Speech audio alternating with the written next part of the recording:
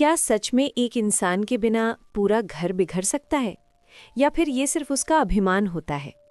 एक घर का मुखिया था जिसे ये भ्रम हो गया था कि उसके बिना किसी का गुजारा नहीं चल सकता।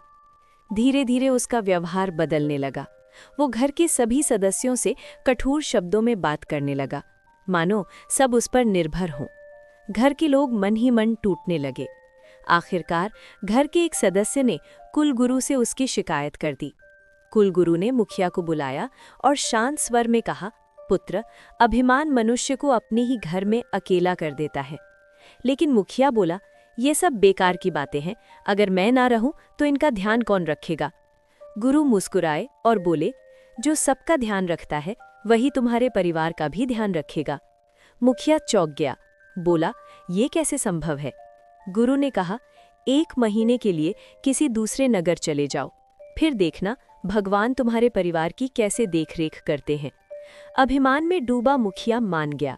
जाते जाते उसने एक झूठी अफवाह फैला दी कि उसे जंगल में लुटेरों ने मार दिया है। घर में शोक छा गया, आंसू बहने लगे। लेकिन समय के साथ लोग मदद के लिए आगे आने लगे। किसी ने उसके बेटे को नौकरी दिला दी तो कुछ लोगों ने मिलकर उसकी बेटी का विवाह करा दिया। जो घर टूटने वाला था वो संभल गया। 1 महीने बाद मुखिया वापस लौटा। उसने देखा घर पहले से भी ज्यादा व्यवस्थित है, ज्यादा शांत है। उसका हृदय कांप उठा। उसे समझ आ गया कि घर उसकी वजह से नहीं, ईश्वर की कृपा से चल रहा था। परिवार वाले पहले डर गए कि कहीं वो फिर पुराना व्यवहार न शुरू कर दे, लेकिन उसका बदला हुआ हृदय देखकर सबने उसे प्रेम से गले लगा लिया और फिर घर में सच्चा सुख लौट आया। अभिमान हमें ये भ्रम देता है कि सब कुछ हमारे कारण चलता है, लेकिन विवेक सिखाता है कि सब कुछ ईश्वर की व्यवस्था से चलता है।